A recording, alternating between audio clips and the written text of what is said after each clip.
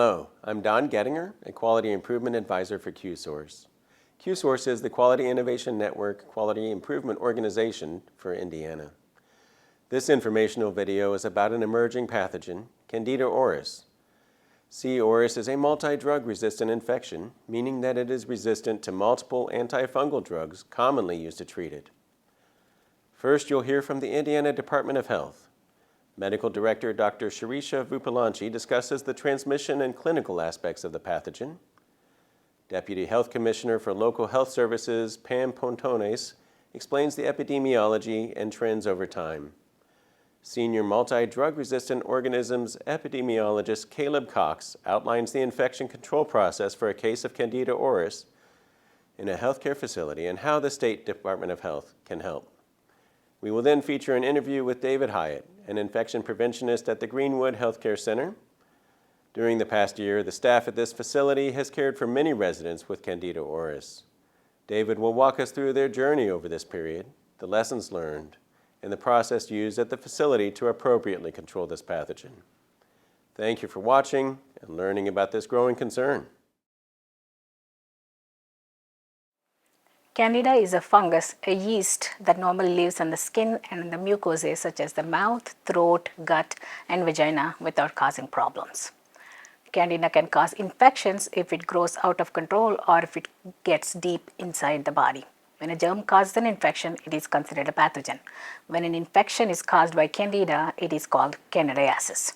There are hundreds of species of Candida, but only a few cause infections.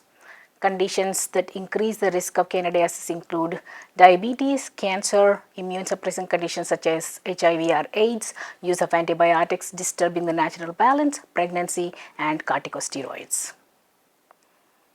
Candidiasis can be mild, moderate, or severe. Examples of mild infections include thrush in the mouth and throat with white patches and redness, and vaginitis with itching and white drainage. Infections can be moderate, such as candidiasis of the esophagus, making swallowing painful. An invasive infection can be severe and even life-threatening.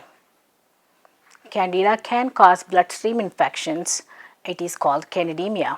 Candida invasive infections can also occur in the heart, kidney, bones, and other internal organs without being detected in the blood. People who develop invasive candidiasis are often already sick from other medical conditions. Invasive infection often results in long hospital stays, high medical costs, and even death. CDC surveillance data indicate that in-hospital all-cause mortality among people with candidemia is approximately 25%.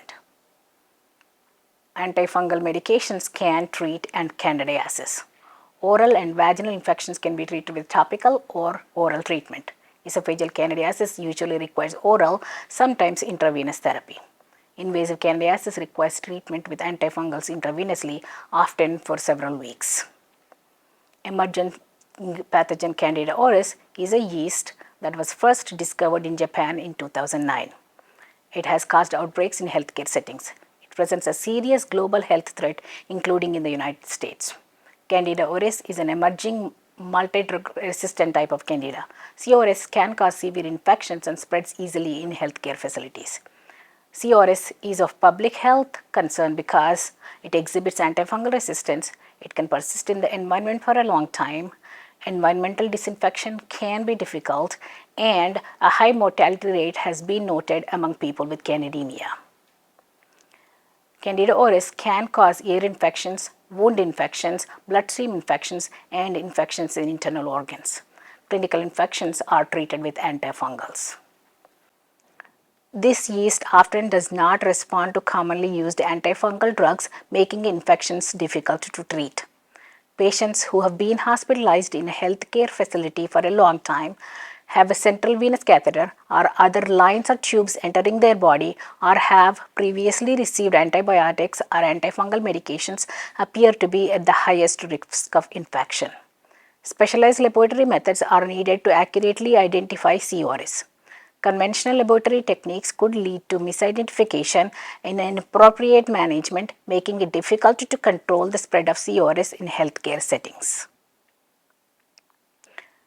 When a commonly used medication does not work for a certain pathogen, it is called drug resistance. This organism appears to develop resistance quickly. Most strains of CRS found in the United States can be treated with echinocandins, a class of antifungals. However, reports are increasing of echinocandin resistant or pan-resistant cases. Both repeat and persistent CRS bloodstream infections have been documented. Patients on antifungal treatment should be carefully monitored for clinical improvement.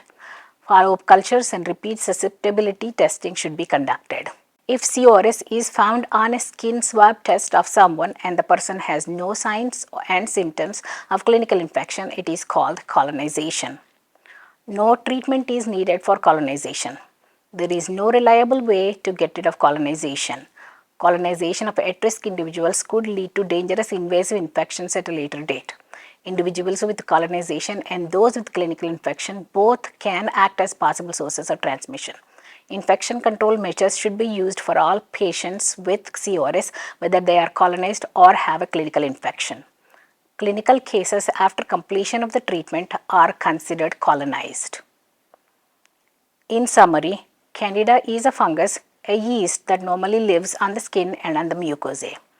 Certain underlying conditions or changes in natural balance in the body can cause Candida to grow out of proportion and clinical infections can develop. Clinical infections are treated with topical or systemic antifungals. Candida auris is of public health importance because it can be hard to identify by usual methods. CRS infections can be resistant to treatment. Environmental disinfection can be difficult. There is increased morbidity and mortality with invasive candidiasis. People can be colonized without the development of clinical infections but can act as source of transmission. And there is no way to decolonize someone of CRS. Most infections of Candida auris arise from the endogenous flora of patients with risk factors following disruption of skin and mucosal barriers. Less commonly, Candida auris can be transmitted through healthcare workers' hands or contaminated medical devices. Candida auris can also spread in healthcare settings through contact with contaminated environmental surfaces or equipment, or from person to person. Why do public health officials track Candida auris? There are several reasons. Candida auris is often multi-drug resistant, creating different treatment challenges. Candida auris is also difficult to identify with standard laboratory testing, which can lead to misidentification and improper treatment. Candida auris can also cause outbreaks in healthcare settings, requiring prompt, specific infection prevention and control measures. Candida auris can cause serious infections, and Candida auris is increasing in occurrence, spreading rapidly to other states and countries. Candida auris was first identified in 2009 in Japan. A retrospective review of Candida strain collections found that the earliest known strain of Candida auris dates back to 1996 in South Korea. The Centers for Disease Control and Prevention considers Candida auris an emerging pathogen because increasing numbers of infections have been identified in multiple countries since it was first recognized. Candida auris infections have now been reported from over 30 countries, including the United States. Because identification of Candida auris requires specialized laboratory methods, infections have likely occurred in other countries but have not been identified yet or reported. CDC has conducted whole genome sequencing of Candida auris specimens from countries in the regions of East Asia, Southern Africa, and South America. Whole genome sequencing produces detailed DNA fingerprints of organisms. CDC found that isolates within each region are quite similar to one another, but are relatively different across these regions. These differences suggest that Candida auris has emerged independently in multiple regions at roughly the same time. This map shows the latest national data from the CDC website on reported clinical cases from June 1st of 2021 through May 31st of 2022. Clinical cases include both confirmed and probable cases. In addition to these clinical cases, targeted screening has also identified over 4,000 patients colonized with Candida auris. These two maps compare case distribution from the earliest known cases in the U.S. until now. Candida auris was first identified in the U.S. in May of 2013. 7 of the first 13 cases occurred between May 2013 and August 2016 and were described in the CDC's Morbidity and Mortality Weekly Report in November 2016. Cases occurred in New York, Illinois, Maryland, and New Jersey. Candida auris was made nationally notifiable in 2018. Therefore, in states where Candida auris is reportable, state and local public health departments should report cases to the CDC National Notifiable Disease Surveillance System. These data on Candida auris are also available through CDC Wonder and data.cdc.gov, but the data are incomplete because many states have not yet begun to submit Candida auris data to the CDC. Clinical and colonized cases are counted according to the surveillance definitions set forth by the National Council of State and Territorial Epidemiologists. In Indiana, the first clinical case identified occurred in 2017. This was a bit unusual as the case patient had previously been identified as having C. auris in Kenya, and the status as having C. auris was known when that individual arrived in Indiana. Indiana started identifying cases with regularity in 2019. 10 total cases, screening or clinical, were identified in 2019. This graph shows colonized and clinical cases from January of 2021 through October of 2022. Colonized cases increased in November of 2021, due in part to more entities performing screening. Clinical cases remain relatively consistent month to month, as shown in this graph. This slide and the next one display the health district distributions of clinical Candida auris cases. So, in other words, only people who developed an infection.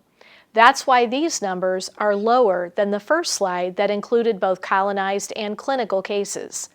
Clinical cases are reportable to the CDC, so full case investigations are done, and geographic distribution of cases based on jurisdiction is more accurate with clinical cases. This is why the graph shows only those districts, including the distribution of clinical cases. This slide also shows clinical cases by district through 2021. Earlier cases were seen in our public health region, District 1 in the Chicago region, and District 5 represents Central Indiana and the Indianapolis metropolitan region. This slide depicts clinical cases through 2022 by public health district. And you can see there's a modest increase in clinical cases in 2022, while the number of colonized cases increased substantially. Every district has had at least one clinical case now reported in Indiana. There are a few ways in which the Indiana Department of Health receives notification about an individual that has been diagnosed with C. auris. Staff at a healthcare facility, most likely an infection preventionist, or IP, will submit a morbidity report via an online reporting system. Occasionally, labs will be set up to automatically send the notification of the positive C. auris through that same online reporting system. For those without access to online reporting, a reporting form for C. auris can be faxed directly to IDOH, and if no other avenues exist for the facility, a direct call to the HAI-AR team would certainly be appropriate. After the report is received, someone from the team would attempt contact within 1 business day. During this initial contact, it's very important to convey all of the appropriate education to the proper staff at the facility. IDOH has a Candida auris toolkit that contains all of our best resources for C. auris education. Other topics directly addressed during the call are proper disinfection techniques and strategies. It's especially important that the facility knows about appropriate cleaners for C. auris. These would include those on EPA's List P. This is a special list with products that the EPA has determined to be effective against Candida auris. Another topic is the importance of the appropriate transmission-based precautions. These are guidelines for appropriate personal protective equipment that should be worn by staff when providing care. Active C. auris clinical infections necessitate the use of contact precautions. If a person is just found to have C. auris on their skin, otherwise known as colonized, then contact precautions should be followed in an acute care setting. but enhanced barrier precautions can be used in the long-term care setting. More information on disinfection and transmission-based precautions can be found in the CRS Toolkit. An updated version of the CRS Toolkit was released in October of this year. If you work at a facility and you already have a version of the toolkit, please go to the IDOH website and download the updated version. There is an updated version of some useful resources directed at patients and hospital staff, but there are also additional resources that have been created and added. These touch on safety huddles, cleaning checklists, and a CRS environmental cleaning fact sheet. Some facilities do not have the resources to screen for Candida auris.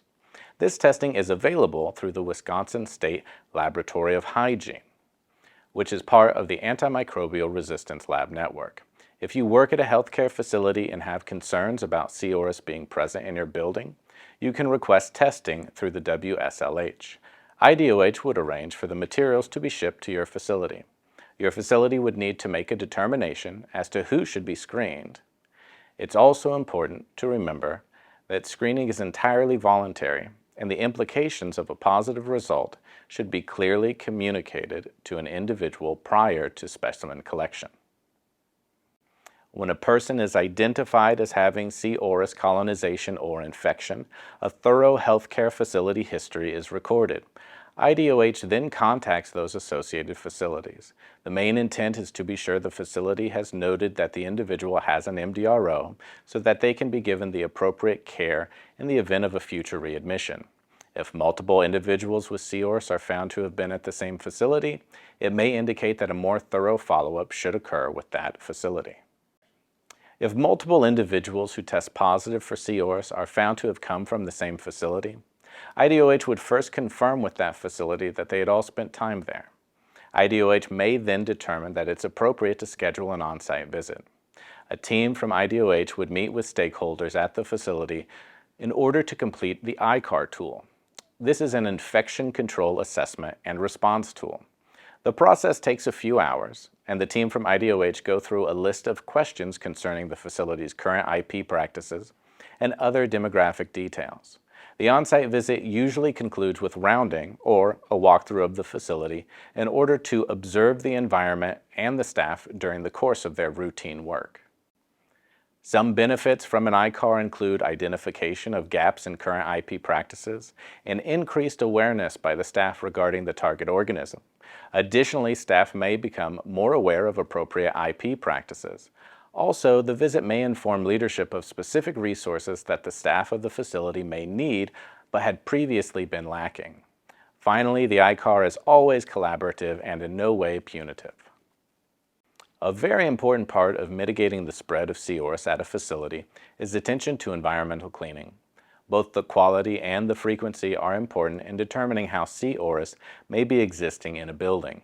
There are multiple methods of evaluating the quality of cleaning. Direct practice observation is covert monitoring of staff while they perform their duties. Fluorescent markers are applied to surfaces and dry clear prior to cleaning. After a room is cleaned, the supervisor can inspect the room using a UV light to determine if all of the previously applied spots have been removed. A method that IDOH uses is adenosine triphosphate, or ATP bioluminescence. This involves the detection of a molecule that is present in all organic cells. With ATP evaluation, swabs are used to test surfaces in rooms that have already been cleaned. This swab is then placed into a handheld reader and analyzed. The result is a reading of relative light units. The lower the RLU, the lower the associated aerobic colony counts. In other words, low numbers mean less organisms. Depending on the manufacturer, guidance for what constitutes clean would be provided. Low RLUs when swabbing high-touch surfaces in a room that has already been cleaned would indicate good practices for the environmental service staff. This graph displays results from a series of screens that occurred at a skilled nursing facility in Indiana. This facility had a person test positive for C. auris after they had stayed in 3 different rooms. The initial screen revealed 6 more colonized individuals. IDOH worked with the facility over the course of multiple months. By March of 2022, additional resources had been provided by leadership at the facility. Additionally, the infection prevention team increased education with staff and patient families to increase adherence to best practices.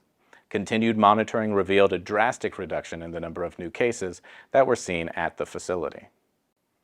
Similarly, 2 people were diagnosed with C. auris after staying at a long-term acute care facility in Indiana. One had a clinical infection and the other was colonized. This common healthcare exposure led IDOH to follow up with this facility. It was revealed that the patients had stayed in adjacent rooms. An initial screen in November of 2021 identified multiple people colonized with C. auris. Surveillance screens occurred over the next few months, and IDOH continued to work with the infection prevention staff at the facility. In total, 2 ICARs were performed, and multiple mitigation strategies were put in place to lower the risk of transmission.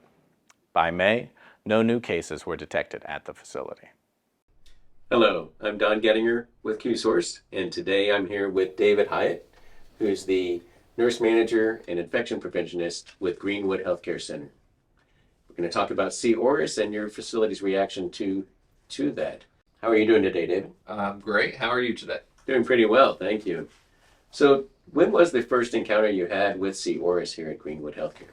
Our first encounter was September of 2021. We had a resident came back with Candida in a blood test. How did the administrators and the healthcare providers react? A lot of shock and confusion.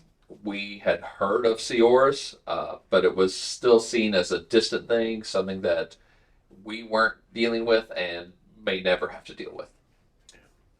How did you communicate with the family and the patient, and how did they react to the news? Similar. We're telling people that they have a diagnosis that they've never heard of before. So they have a lot of questions. What is it? How did we get it? How do we treat it? We have the luxury in America of being able to treat so much that when you have something that maybe is not something that we treat and get rid of, that it can be a shock. Sure. Has your communication with residents and families changed since then? We do a lot more education, and we can anticipate the questions that they have a lot better. So we know more. Never underestimate their ability to come up with a question you've never been asked before. So Sure. okay. Sure. Well, tell us about that first case. How did you handle it, and how was the learning curve? It was a pretty steep learning curve. We reached out to Caleb Cox with the ISDH, and we were provided with the CRS Toolkit. That is how we educated ourselves, and then we presented that education out to the staff with immediate education on the units, ongoing education that still is going on to this day. Okay, let's talk a little bit more about that toolkit. What's in it, and how did you use it? It really covers everything you need to know about C. auris, from a description of the fungus and its origins, treatment modalities, isolation procedures, when and how to put people in isolation, what type of isolation to use, and gives you a basis for cleaning, education for families, residents, and yourself, and becomes really the Bible that you start with. How did you initiate the training with your healthcare staff? We immediately did on-the-floor huddles. We call our education huddles. And we did that immediately throughout the day and into the night. And then we scheduled further education with not just the clinical staff, but with dietary, housekeeping, laundry. It really has to be everybody on board. Okay. So that initial diagnosis, how did your staff and your residents and the family, how did they adapt to having that diagnosis in the building? A little bit of fear at first. But when they see that you are on top of it, that allays a lot of those fears. Um, you can't just throw a diagnosis out there and not answer questions, not be open and honest, or it just breeds suspicion and mistrust. Okay. Do you feel that there's stigma related to C. auris? Initially, yes. Let's face it, nobody wants to be in isolation and nobody wants to wear PPE if you don't have to. But also, caregivers tend to worry with something new. Is this something that is going to affect my health? Is this something that's going to affect the health of my loved ones? And we make that a part of our education. I let everyone know that the things we do for isolation and infection control in the building are the same steps that are going to prevent them from taking things home to their loved ones. So do you find the care for C. auris to be different from other multi-drug resistant organisms or MDROs? The basis is all the same. The isolation is the same. The timing is a little bit different with C. auris. So the enhanced barrier precautions, which is a relatively new category that's been created, it can be hard for staff to pick up. When do I do this and when do I not do this? We kind of teach top layer. So anything below the top layer of clothing, or if somebody is in bed below the top layer of bed linens, if you go underneath the blanket or underneath the sheets, then you should be in your full PPE. That extends to device care, especially for anything that is under the clothing, under the sheets, or pierces the skin. Wound care, catheters, ostomies, feeding tubes, and IVs. So you've gotten into it a little bit, but tell us a little bit about your process for treating C. auris and other MDROs. We start with training. Infection control training includes donning and doffing of PPE, hand hygiene, MDRO education, including MRSA, CRE, and C. auris. We follow that up with ongoing education, pop quizzes on the floor, and if we see a mistake being done in hand hygiene, infection control procedures, PPE wear, we really make an effort to correct immediately and then follow up with more education. Good. Talk a little bit about what you're doing with environmental services. Coordination between the clinical staff and environmental services became a focal point of our infection control process. We educate them the same as the clinical staff, so they have a background in the what an MDRO is, how are they transmitted, and what we do to break that chain of infection. We also did some things unique to our facility, like we dedicated an environmental services staff and environmental services cart to the unit where we cohort our isolation residents. We also do not share equipment from room to room, and that can be as simple as mop heads, rags, cleaning supplies. If it goes into an isolation room, it does not go into any other rooms. And that really extends to all the rooms in the facilities. We don't travel from room to room because with universal precautions, there's always the assumption that we don't know what other people may have. So with personal protective equipment or PPE, what kind of changes have you had to make there? Just the amount. Thanks to COVID, everybody has gowns, gloves, masks, face shields. We go through a lot more because every time we're providing care below that top layer, then we've got new equipment on. Yeah. So when you have a patient with C. auris, do you feel concerned, or do you feel that you're going to be confident about taking care of that patient? At this point, I think we feel confident in our ability to care for CRS residents and all MDROs. We are just constantly hammering education and communication, and that's the biggest key. Most staff members of any department, and even most families, they want to be protective of themselves and of others. And doing what's right mostly comes down to knowing what the right thing to do is.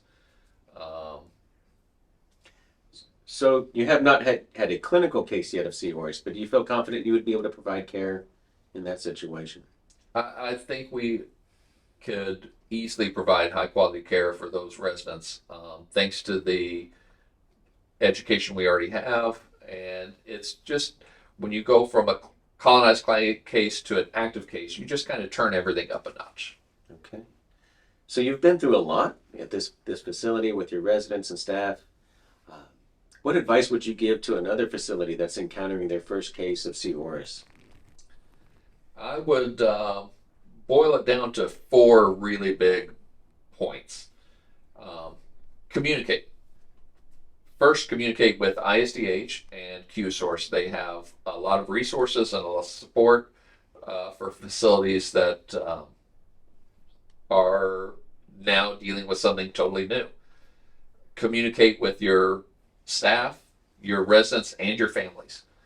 Make sure that everybody knows what the standard is, and you have a lot better chance of them following it if they know what it is. Coordinate with the environmental services.